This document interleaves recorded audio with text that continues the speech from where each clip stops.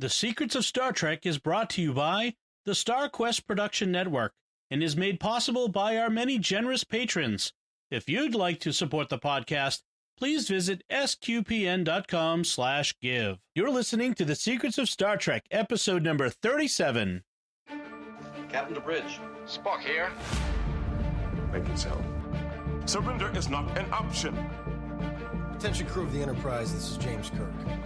We are all explorers, driven to know what's over the horizon, what's beyond our own shores. We would have helped you get home if you had asked. That's who Starfleet is. Hi, I'm Don Bettinelli, and you're listening to The Secrets of Star Trek, where we discuss the hidden layers and deeper meanings found in all the Star Trek TV series, movies, and more. Today we're discussing The Sounds of Thunder in the Thunderdome from Star Trek Discovery. Joining me today on the panel are Father Corey Stika. Hi, Father Corey. How's it going? And Jimmy Aiken. Hi, Jimmy. Howdy, Dom. Folks, I just wanted a little behind the scenes.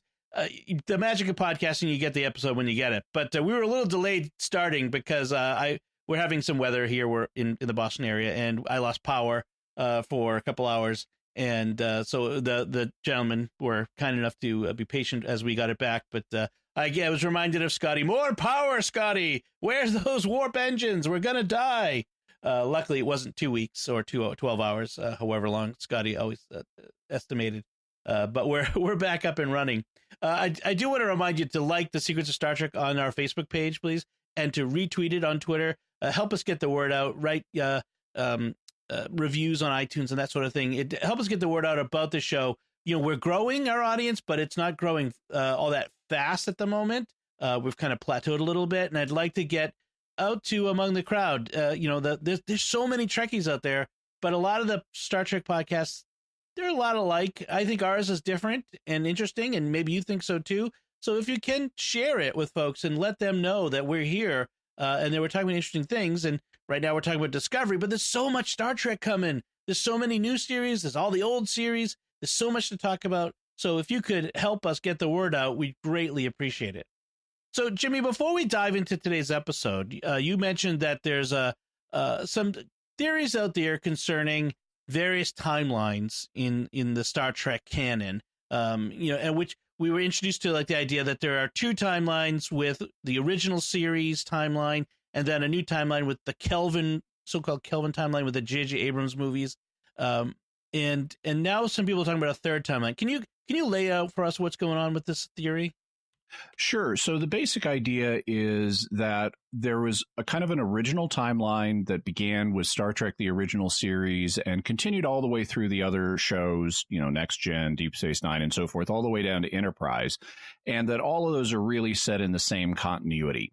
Then with the J.J. Abrams movies, they launched a new timeline called the Kelvin timeline because of the Kelvin ship that was present at the divergent point. Mm-hmm. And then because of the rights situation between Paramount and Viacom, they have a licensing arrangement that seems to require Star Trek going forward to be something like 25% different than the original series and the original timeline in one way or another. It often shows up visually, which is why the uniforms look a little bit different and so forth, even when we're looking at Kirk, Spock, and McCoy. There's a channel on YouTube called Midnight's Edge that has been making the claim that the current Star Trek series, so Discovery, as well as the ones that are in development, including the Picard series and the Section 31 series, are all under this licensing agreement that requires them to be 25 or whatever % different, and therefore that would constitute a third timeline. And the question is what to make of that. Personally, the show's creators for Discovery have led us to think that we're meant to understand that Discovery is set in the original timeline. So this is all happening 10 years before the original series or so. And to me, that's really, unless they come out at some point and say otherwise, that's kind of the determining factor. They've led the audience to think this is not the Kelvin timeline. This is the original timeline. And even if they have to make it look a little bit different for licensing reasons, that's just artistic coloring. It's if they mean us to understand this is the same original timeline, then I'm happy to go with that. I may or may not like the stories they're telling in it, but if that's their intent, then I don't have a problem with that. And I think I know some fans have kind of gotten concerned about this, but I kind of think the MST3K mantra applies, and it's really just to show we should really just relax. So if they mean it to be the original timeline, I think it is, even if for licensing reasons they have to make it look a little different. But that's just my opinion. You may have another one. Well, I definitely, go ahead, Father Corey. I definitely agree with Jimmy on that. Now, I haven't watched the Midnight's Edge, but I've seen some of the other commentators, Lore Reloaded, and a couple others who've kind of taken this up, and I almost have the feeling that this is taking an element of the contract that may or may not exist. I mean, I don't think it's ever been actually confirmed that this requirement even exists at all, and trying to use it to justify why Discovery really isn't Star Trek. Is ultimately what it comes down to. Right. There's a lot of fans that aren't happy, especially with the first season and how it did seem to change canon. But of course, now in the second season, they have definitely been making an effort to try to pull it back to canon, which I think was always the plan. They always intended to sync it up with what we'd seen before. It was just they were starting from a different point. Exactly. And I don't buy it. I obviously the movies, the J.J. Abrams movies are a different timeline. They've always intended to be a different timeline. But to say that this is a third, you've got original timeline, Kelvin timeline, prime timeline, that sounds more like fan wishful thinking, in my opinion, than it does any kind of legitimate issue. Yeah. Also, if you look closely at the so-called original timeline, it's actually more than one. Stuff gets rewritten periodically in that with time travel stories. Yep. And like a classic example of that is the Deep Space Nine episode where Miles O'Brien is traveling around in time, and and one version of him gets radiation poisoning and dies, and it's the alternate Miles O'Brien who takes over for the entire rest of the run of the series. Which is also something we saw in Voyager when Harry Kim and Naomi Wildman end up on another Voyager, not their original one, and they're the ones who journey home on that. It's happened several times. And that's where Doctor Who has the right idea. Wibbly wobbly, timey wimey stuff. Yeah. Let's stop doing that for people. Yeah. As a comic book fan, I'm so used to reboots that it's like, okay, you're telling me these stories, and they're all out there in the multiverse. Right. So it's just a question of what part are we looking at right now? As fans, we want everything to hold together, to cohere into a unit of whole that we can imagine is real. And I get that. I agree with it. I would love it too. But I also love that it doesn't look like the Discovery was made in the 60s either. One thing I want to say about Midnight's Edge in particular, I enjoy his videos. He researches these things very well, and he knows the corporate politics aspects of this stuff. And I think deeply and intimately to a degree I wasn't aware of some of the stuff. Although I wonder how much that colors his perception of how he interprets the creative aspects of the show. Right. Just I think of even like related to today's episode, Sounds of Thunder, and how that relates to the Short Tracks episodes, and some of the things he said about Short Tracks. If that's true, there are some differences and we'll get into it. The differences that affect this episode. I don't know. I just want to kind of say that just because the corporate reality is a certain way, there's always, no matter how well versed you are, there's always more deeper, especially these huge corporations with thousands of people involved.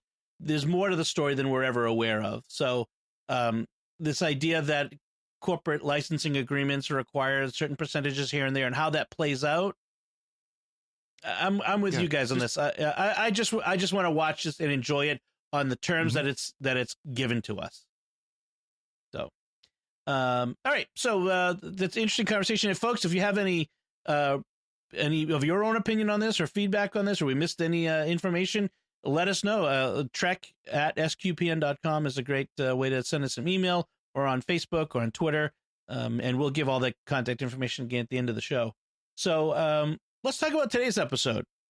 This episode is titled The Sounds of Thunder, and it features a return to Saru's home planet of Kaminar, where they confront the Baul. A red signal from the Red Angels brings them to Kaminar, and they confront the Baul, the oppressor species for Saru's species of the Kelpians, and we have this whole situation brought to a head. So, and then there's a subplot of Hugh Culber, the resurrected man, dealing with his return from the dead, essentially. And what does that mean? And it promises to play out further as episodes go on. So let's start at the beginning. Just the idea that I guess the short treks were not completely throwaway stories. And it explains why the one episode that wasn't set on the ship was set on Saru's home planet, because they had the sets available for this episode. Yeah, they must have filmed them around the same time. Yeah. And so we start with a voiceover from Saru this time, which is different from what we've been getting, which is a voiceover from Burnham. And he says, we all come from somewhere. We carry that place with us wherever we go. That never leaves our hearts, not entirely, but none of us can predict where our voyage will lead. We may suffer losses along the way, but we can hope to learn and grow from those experiences and from those who accompany us on our journey. And really, these narratives, these little voices at the beginning, are really setting out the show, this episode. That's I've noticed that's what they're essentially doing, is setting out sort of the lesson we're going to learn at the end of this episode. They're better than the Chris Carter monologues on the X-Files. Those were really overwrought. Yes. So we learn that Burnham and Tilly and the Borg-like crewman, the cyborg crewman on Discovery, Arisa or whatever her name is. Yeah, I can't remember. All these new crew members, I'm still learning their names. They're going over the records recovered from that ancient sphere from a few episodes ago that caused Saru's transformation through the Vahari, which is a critical element in today's episode.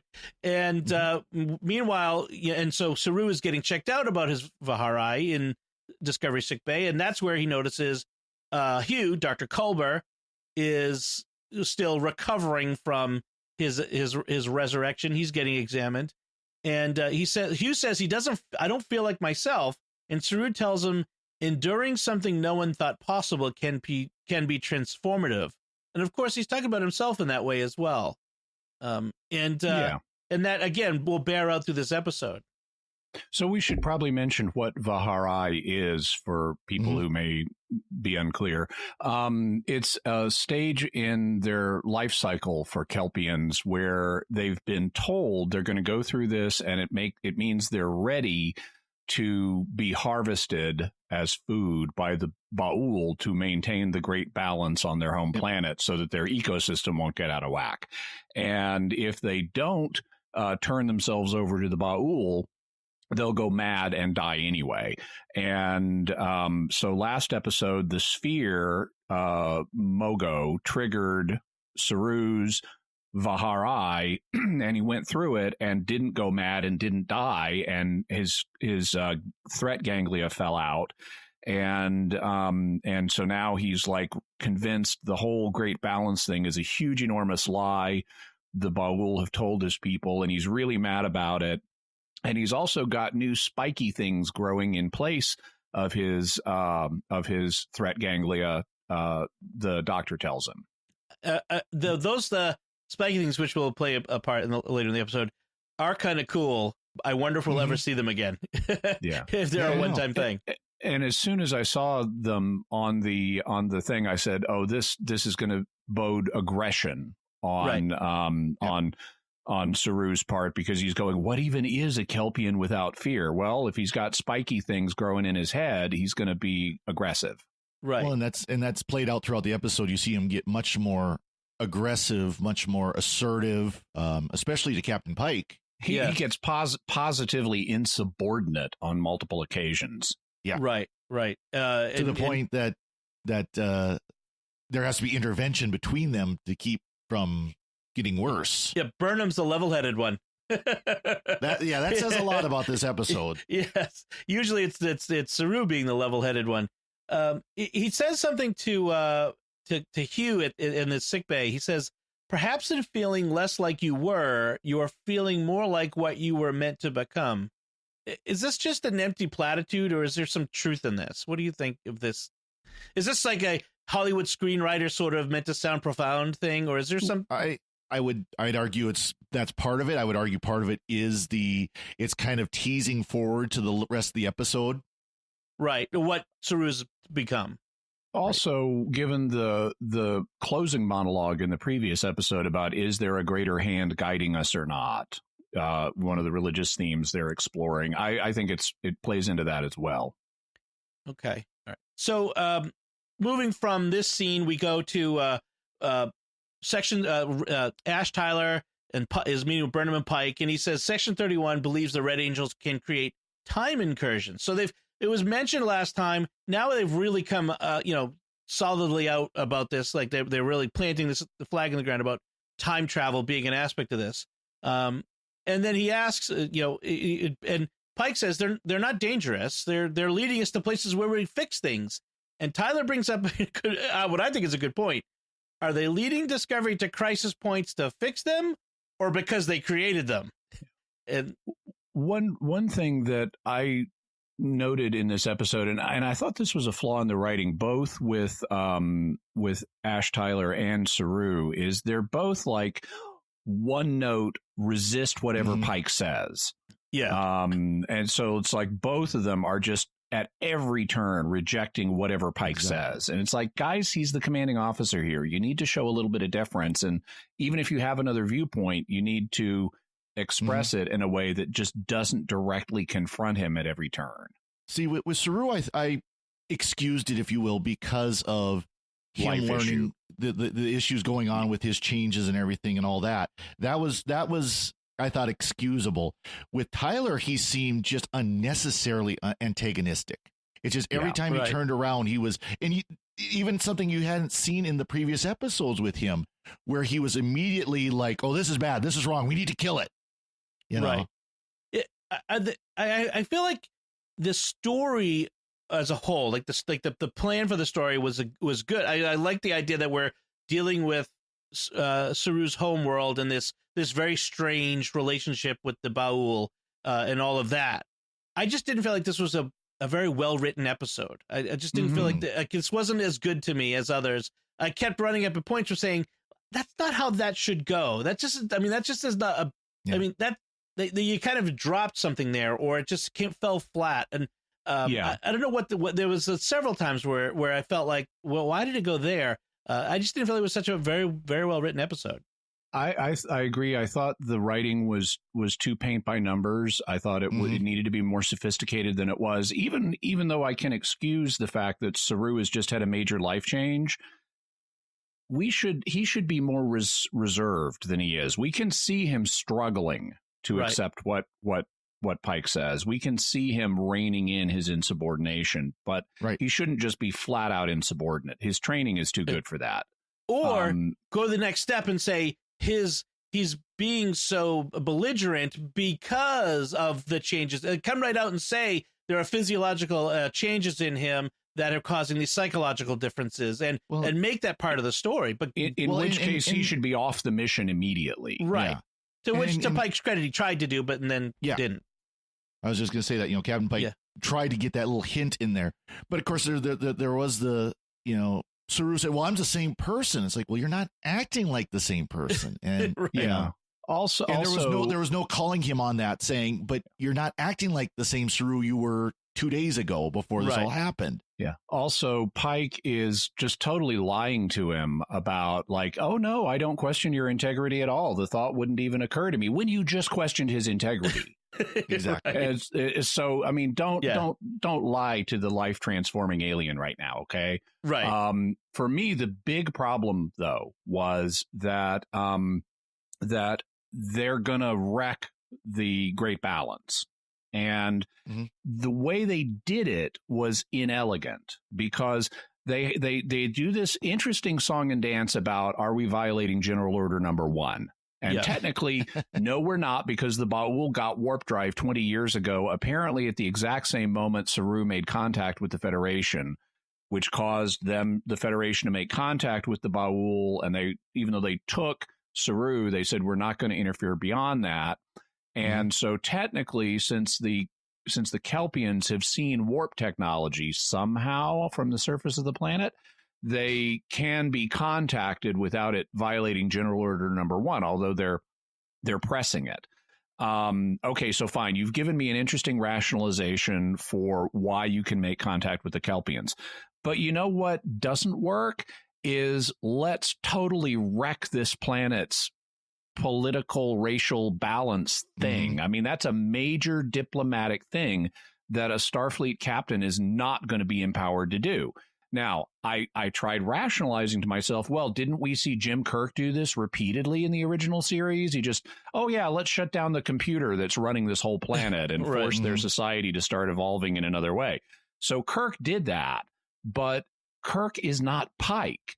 They've made a point. Pike is a rule follower. He doesn't do the crazy Kirk cowboy stuff. And to have him just go along with totally wrecking a planet's culture is not something that he should have just accepted and gone along with it. There should have been much more discussion and objection and everything. I think it was bad writing on the part of the creators, because they know where they want to go morally. They want to get the Kelpians out from under the Ba'ul. And that's fine. That's a great goal. We all want that. But the question is, how do you get there? And you don't have your rule-following captain just go along. I mean, could you imagine Picard doing that? Yeah. Right. You know, he's Mr. Diplomacy. He's not going to just wreck another planet's culture, even if it's not a member of the Federation. And so that was bad. And then also the story they tell about, oh, actually the Kelpians were the original predator species. And now that they've all gone through Vaharai and they've all become predators, and their predator instincts reemerge as soon as they go through Vaharai, as illustrated by Saru, they're going to make a peaceful future with the Ba'ul and nobody's going to try to get retribution? Really? Right. There feels like we're being told an analogy story here. What I thought was going to happen, and which I would have preferred, frankly, is that we were going to find out that the Ba'ul are not predators, that they're not culling the Kelpians as a food source, but were in fact the evolved post-Vaharai Kelpians, and then create but they were an aggressive species, and that they were shepherding the Kelpians, not as food, but to help them progress to this other stage, and that would create a moral quandary for Saru. And that's always the best kind of Star Trek story, is where there's a moral quandary, where you see a good here and a good there, and you're trying to figure out what is the good that I need to follow here. And that would have been, frankly, better than this episode, because what do we get in the end? We get the good guys win, the bad guys lose. We've, rah, and everything's going to be all better now on this planet, even though we've completely turned everything upside down. Yeah. I wish they would have done was something a little bit more morally, now I won't say ambiguous, but subtle, where maybe, instead of having the Captain Pike go along with it, Burnham's broken the rules in the past. Right. Why didn't they just have where Burnham kind of snuck around behind Pike, and then you have to have the scene where he's dressing her down for doing that? I mean, there's so many ways they could have done it, where they could have told that story and not gone to this loose, where all of a sudden now Captain Pike's fine with throwing out General Order 1. Right. No problem doing it. And doesn't even think anything of it because some loose they happened to, some of the Kelpians happened to see Lieutenant Georgiou's shuttle take off into warp, so it's good enough. Yeah. Is that how you took it? I thought they had seen. The message was that they had seen Ba'ul warp technology, though I may be mistaken about that. No, I think they said it was that because the Ba'ul had warp technology that they were that at least they were familiar with the idea. Right. Yeah. The only person who saw Georgiou's shuttle was Saru's sister, from what I understand, and so that wouldn't be enough to make them set the rule aside, the general order. So speaking of Saru's sister, it turns out she's the new priest of the village. Saru's dad has been culled, and so she's now there. I did like this element where his sister was kind of mad at him because that was nice. Yeah, there's this whole idea of like, he's like, I'm back. See, I went to the stars and I had this wonderful experience and I wanted to come back and share it with you. He's like, yeah, when you were gone, we thought they took you because you were violating, you were basically a heretic, essentially, and we were waiting for them for years. We thought they would come back and take revenge on us and have retribution on the village, and we lived in fear of that. So thanks for that, Saru. Yeah. That was nice. I liked how she is like, we spent years in fear because of you. Thank you. Right. So that was a good moment. Then we have the encounter with the Ba'ul now confront the Discovery in orbit. They realize big ships, much bigger than Discovery. Yes, that look like the pylons on board on the planet, and they realize that Discovery has some of their property, quote unquote. Saru. Pike has to kick Saru off the bridge. He becomes so belligerent and insubordinate. And he shatters a panel. Yeah, right. Just grabbing it. All the glass breaks. And all aliens in Star Trek, by the way, are stronger than humans. I just want to point that out. Of course, yeah. So did anyone else find it, like, as soon as he left the bridge, did anyone else, like, say, oh, he's going to the transporter room and is going to beam down? Like, so obvious. Yeah. Well, yeah, it was very obvious. I did like, though, as he's walking through the hall and he's like swaying his arms from side to side behind him. And I thought that was a neat alien bit of body motion. Yeah, Doug Jones as the actor has really got Saru's physical presence down. And they have the actors have to wear these high heels, sort of walk on the balls of their feet, sort of prosthetics on their feet. And the other actors, I could see them struggling, especially in the sand of the beach on the planet, trying to stay upright. I can't imagine how many times they must have fallen over at one time or another. But Doug Jones is just such an expert playing this type of character. But I do love how he has really created this full person of Saru, and including the body movements and that sort of thing.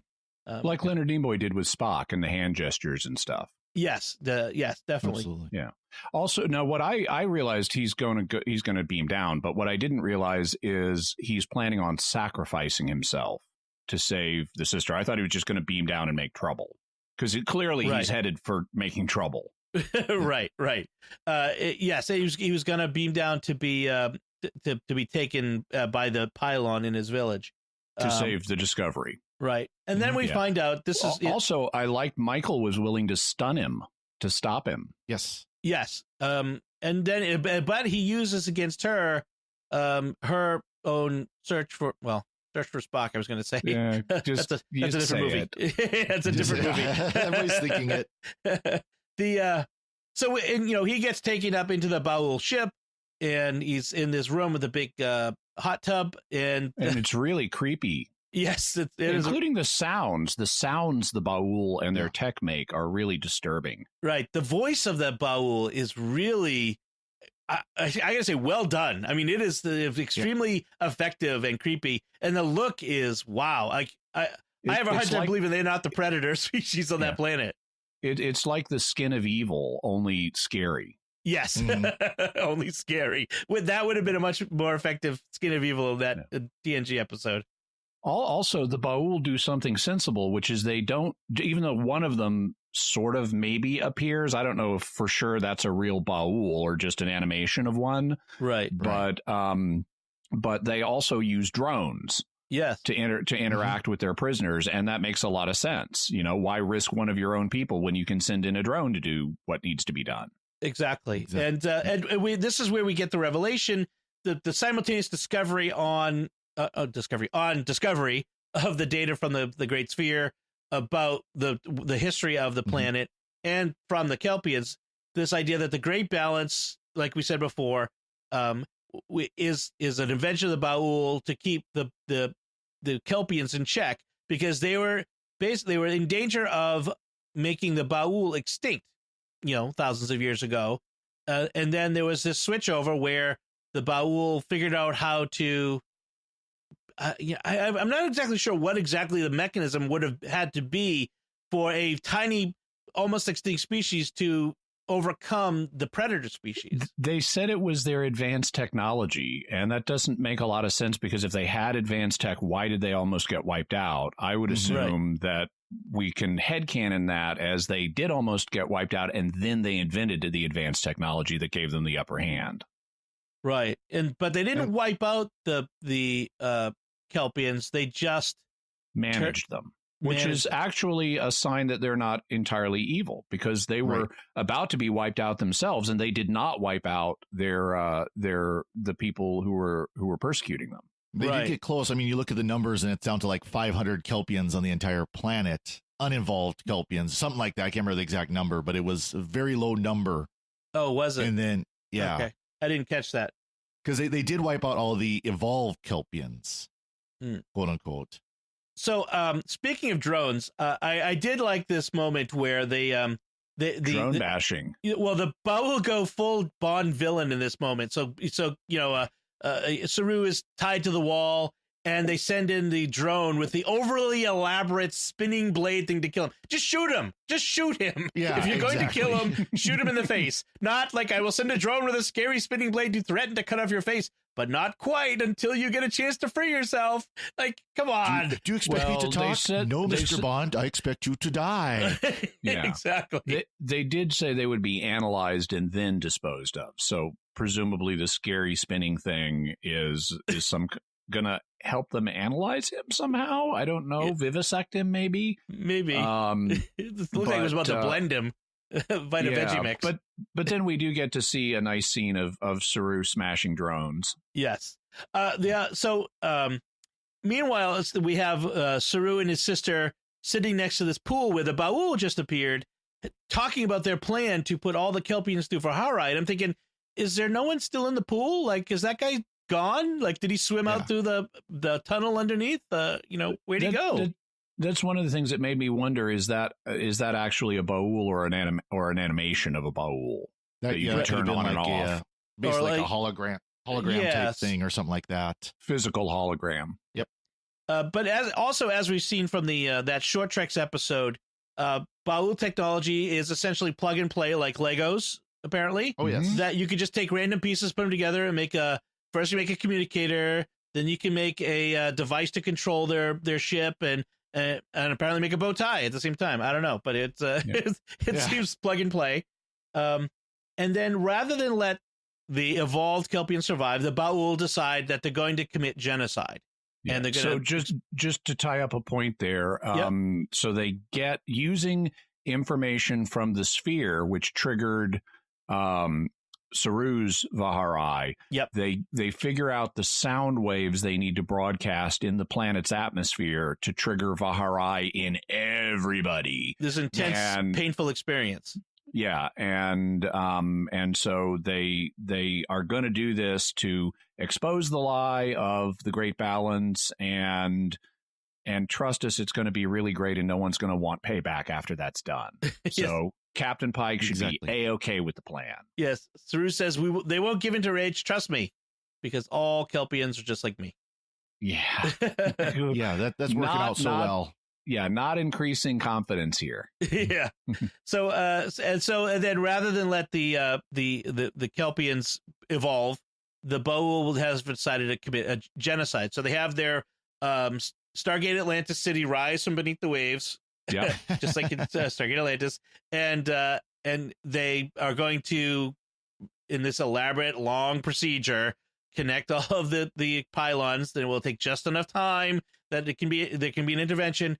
And then the Red Angel shows up and basically Angel Ex Machina. Yeah, basically deactivates the Ba'ul technology.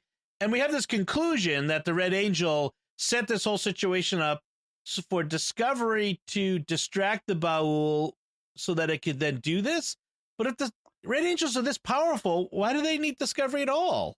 Yeah, I know. Why aren't they doing this? It creates a big problem from the writing. If the Angels are the inciting thing to provoke this encounter, and then they're also the solution to the encounter, why don't they do it themselves? Right. It doesn't make. I mean, hopefully there's an explanation coming, but it doesn't feel like it based on this episode. I think they are trying to say that there is limits to the power of the Angels, but they're not doing a very good job of showing that.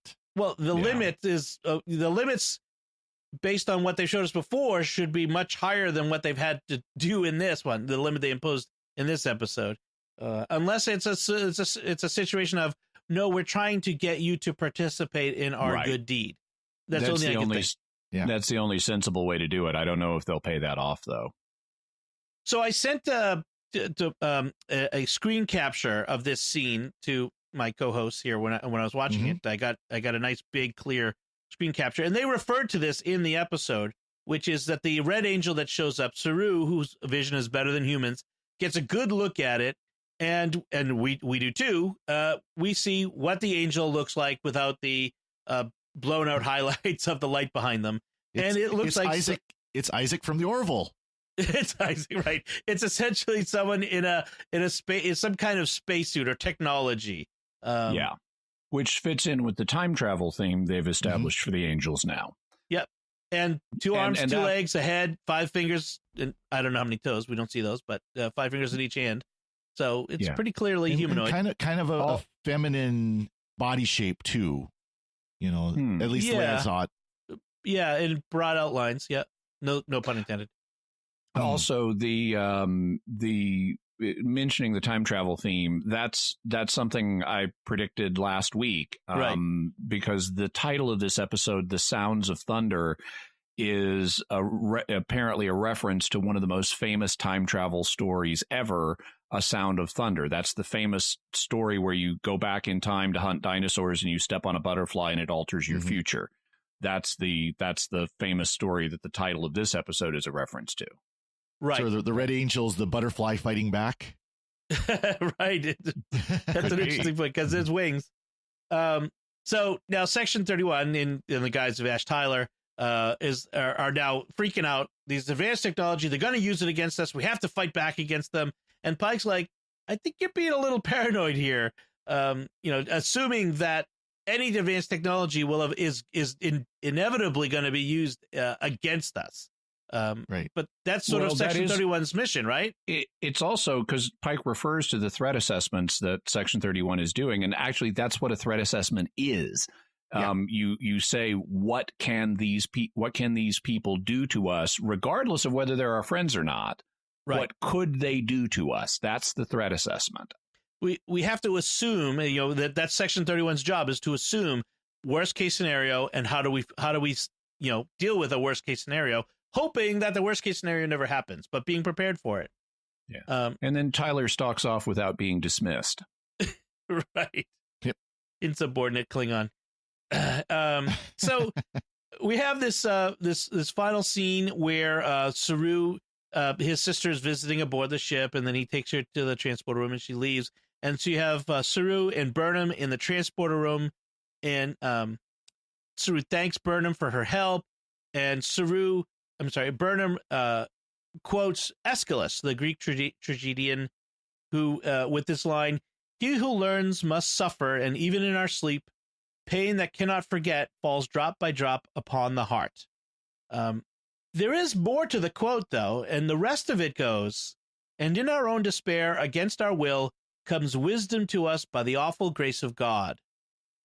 I find that part now actually gives some meaning to the rest of it, which is, even in the tragedies and sufferings that we suffer, there is wisdom that we earn, but through the grace of God.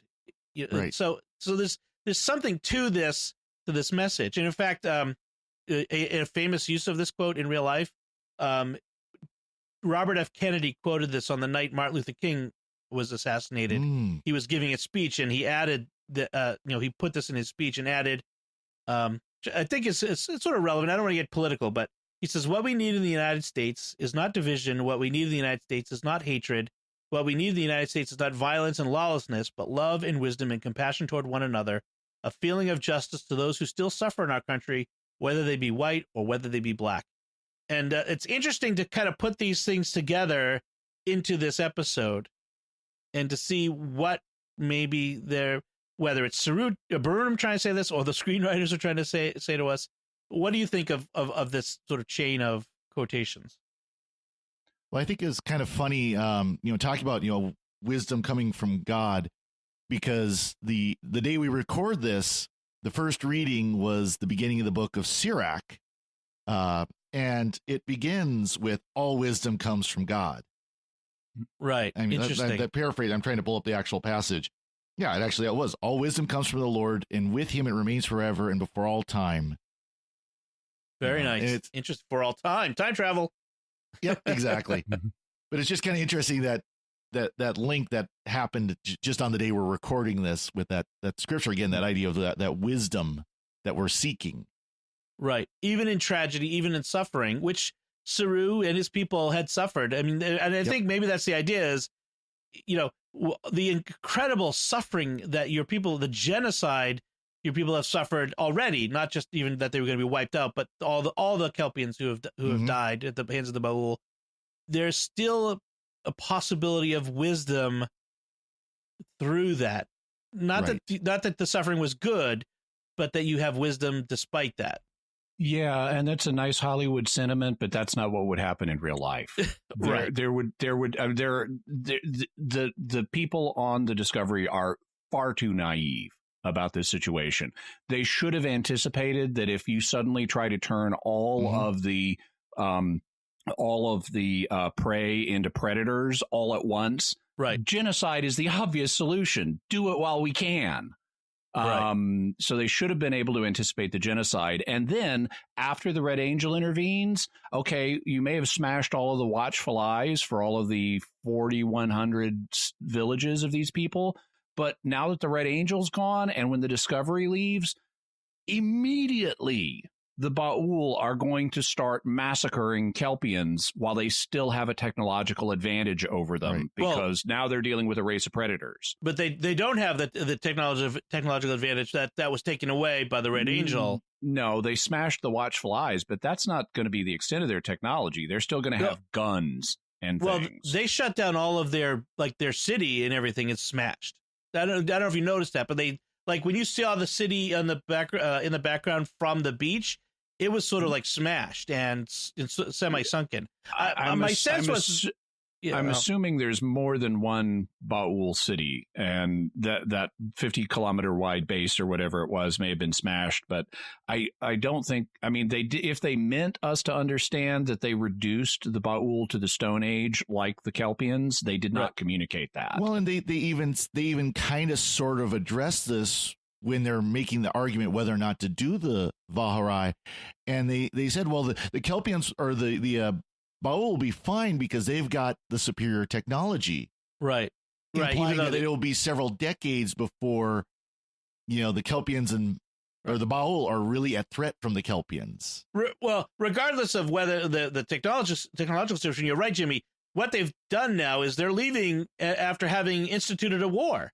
There's now a full-on, worldwide war between these two species on this planet. Exactly. That they've instituted. Not all of them. Not all of the Kelpians are being quite as pacifistic and gentle as Saru's sister, who's has her head in her clouds that everything is going to be perfect now. Now we'll have the new balance that everything is going to be wonderful. Yeah, no, and by the way, for a priest, she's remarkably okay with finding out her faith is a lie. I mean, she adapts to that really fast. Well, even just the idea that there are people in the stars and, hundreds of thousands of different types of life forms out there and all that. She's like, oh, wow, that's great. I could buy that. I mean, it saying, okay, there are people out in the stars, fine. But wait, what? My whole faith has been a lie? Mm-hmm. Well, this the whole idea of that the great balance is like is a religion. I have a hard time with it. I mean, what kind of religion is it? Admittedly, ecology is a religion for some people here on Earth. So I guess. I mean, like, what are they worshiping? What is the shape of this religion? It's just like the Ba'ul aren't the gods. But some idea of a balance is, and it just is a kind of a weird. Like, what form does this religion take? Well, it's so closer to something like an Eastern mysticism or something like that, where it's not the worship of a god. Right. I think that's kind of a misinterpretation of religion in our world today. Is religion must have a god that is worshipped. Yeah. I was just going to say, Theravada Buddhism, the original form of Buddhism, is agnostic about the existence of deities.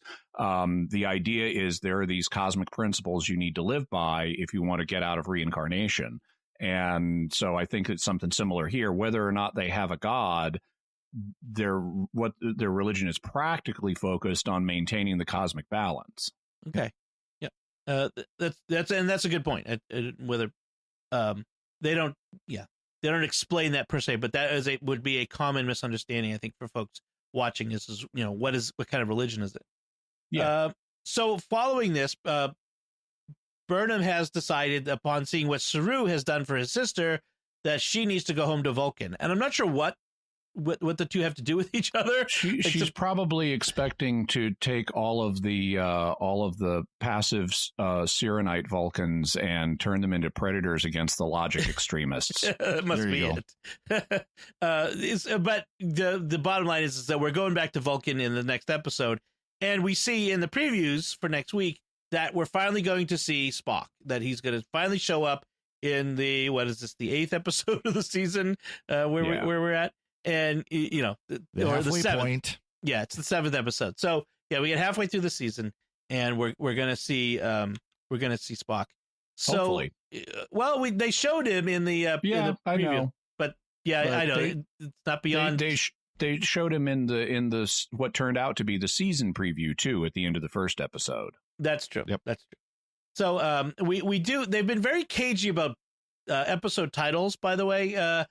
They haven't released them officially until the coming next week bit of every episode. But there have been certain episode services, like the TV Guide type services out there, that have leaked them a little bit. So we know that the next few are the next one's Light and Shadows. Then, if memory serves, Project Daedalus, The Red Angel, which should be an interesting. And then Perpetual Infinity. And those are the next titles we have. And then there are at least 3 more episodes in the season after that. So I don't know if the Red Angel one will be the climactic point of this storyline or not, but certainly interesting. We better get some more information substantially about the Red Angel if they're going to call it that. Exactly. Yeah. So I had a few little things to tie up, if that's okay. Yes, I was just going to ask. I liked the alien color scheme on Kaminar. A classic problem of sci-fi with alien planets is they either look exactly like Vancouver, or they have bizarre, unearthly color schemes that are just totally Star Trek. The original series doesn't look like any color scheme. That it's just like Dayglow colors. And here they took natural colors and I guess using, CGI and color filtering, they tweaked them so that they look different than Earth, but they don't look Dayglow garish. Right. And I liked that color scheme. I wanted to give the special effects guys credit for that. When Tyler asks the question, is the alien leading us to crises to fix them, or is it causing the crises? My first thought was, well, what's the Star Trek answer? The Star Trek answer is always going to be the generous one that expands the circle of compassion. So, of course, the aliens are leading us to these crises. I liked when we got a moment of Saru speaking to his sister in Kelpian. They had clicks in their language, like Xhosa, and other Earth languages use clicks. And so it was nice to hear the clicks in the language, because that's different than English and a lot of European languages. I did, though, kind of balk a little bit when Sirana asks Michael, do humans from Earth drink tea? And it's like, okay, tea is a specific plant here on Earth. I guess this could I guess that they have an equivalent of tea made out of these flowers. Mm-hmm. I don't know, but it immediately set off the linguist in me wondering, okay, so what did she actually say in Kelpian? Was it like, do humans from Earth drink boiled leaf water?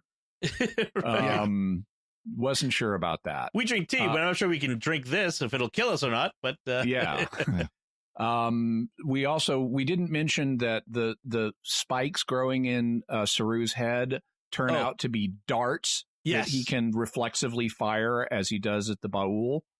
And then just a couple of themes that have become annoying to me in recent episodes. One of them, we have another, and this one isn't major, but we have another instance of Michael not answering questions regarding Spock.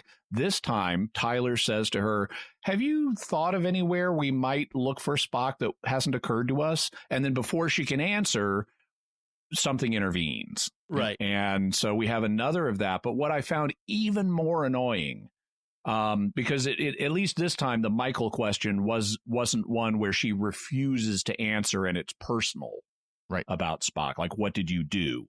So this was of a lower order. But what was not of a lower order, yet again, in this episode, we have the theme of we've got to risk everybody on this ship to save one crew member. Mm-hmm. I mean, how many times has that happened this season already? I can think of at least 3 cases. I think 3 in the last 3 episodes. Yeah, we had Tilly and Dr. Culber and now Saru. And it's like, guys, you've been milking this when it's time to do another plot. Right. Do you have anything else, Father Corey?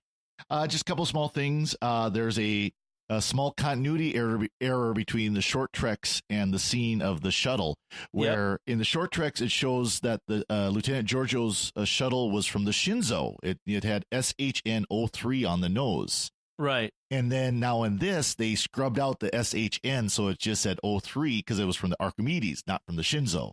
Right. Now that's If we're doing small continuity errors, also Dr. Culber's hair is notably longer than when he came out of the goopy cockroach pod last episode.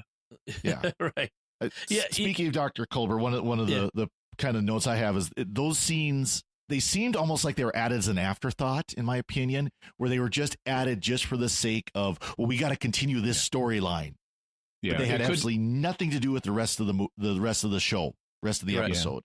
It could be running time issues, what they used to in Next Generation call pillar filler, that Michael Piller would write to expand out the running time, and often involved emotional moments and thinking about emotions. Exactly. And then I got a kick out of Saru getting a little too comfortable in the command chair. Yeah, that was funny. I like Pike kind of looks at him and he's like, oh, yeah. One thing I kind of want to say before we wrap things, we have some feedback I want to get to, but one thing I want to say, we are in these shows, whether it's Secrets of Star Trek or Secrets of Doctor Who or other shows we do, we're often very critical of things and we find errors and things we want to point out. That doesn't mean we don't like the show or we're not enjoying it, but we want to talk about it. We want to look at the good, what didn't work, what we hope will be better. And it helps us to kind of process the show I'm enjoying Star Trek Discovery. I'm guessing you guys do too. Oh yeah. And if the shows, if some shows are better than others, that's just natural. Or episodes, and this episode was not as good as some of the others, but I'm still enjoying it. And there was so much to like about this episode, and I just wanted to say that. If you want proof of that, go back and, we like Next Generation. I think the 3 of us really like Next Generation. But go back and listen to our conversation on Counter Farpoint. Exactly. Or our coming conversations on basically every episode in the first 2 seasons. Yeah. Right. Yeah. And you know what they say about the original series, 78 episodes, about a third of them good. Exactly. All right. So I just throw that out there. I did want to have a little bit of feedback. We have something from Belinda Rocafort, wrote a comment on SQPN.com. She's been going back, listening to some of our earlier episodes. This is from Secrets of Star Trek number 19, our overview of the Enterprise series. And she said, I had mixed feelings about this series, but after binge watching it around the same time as I listened to your podcast about Where Are All the Aliens, I think she's referring to Jimmy Akin's Mysterious World podcast on the Family Paradox. Yep. Okay. She says, there are certain ideas manifested in this show that intrigued me.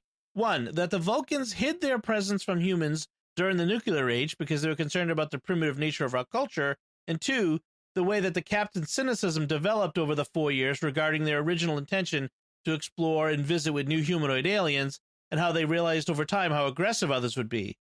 The development of more sophisticated and powerful weapons became essential. This was pointed out that war and aggression is a basic reality when dealing with beings of higher intelligence. I guess my point is that I like the series better when I could imagine that the writers might actually have known about some of the ideas Jimmy Akin summarized in his podcast. Well, thank you. Thank you very much. So just some interesting feedback there, and how there's a cross-pollination between our different podcasts. So if you aren't listening to Jimmy Akin's Mysterious World, and you are enjoying the Secrets of Star Trek, you definitely will enjoy Mysterious World. Absolutely. So, and you can find that at sqpn.com/mysterious. So before we finish out, I want to do, as I always do, one of the most important things we do is to thank our patrons who make it possible for us to create Secrets of Star Trek. Today, I want to thank by name Ryan Z, Jack B, Patricia V, Michael A, and Eric M. Through their generous donations at sqpn.com/give, they make it possible for us to continue the Secrets of Star Trek and all the shows we do at sqpn.com. And you can join them by visiting sqpn.com/give. So that's it from us. What did you think of The Sounds of Thunder? Let us know by visiting sqpn.com/trek or the SQPN Facebook page, and leave us some feedback on the show there, or send an email to trek@sqpn.com. You can find links to any relevant links on our discussion on our show notes at sqpn.com.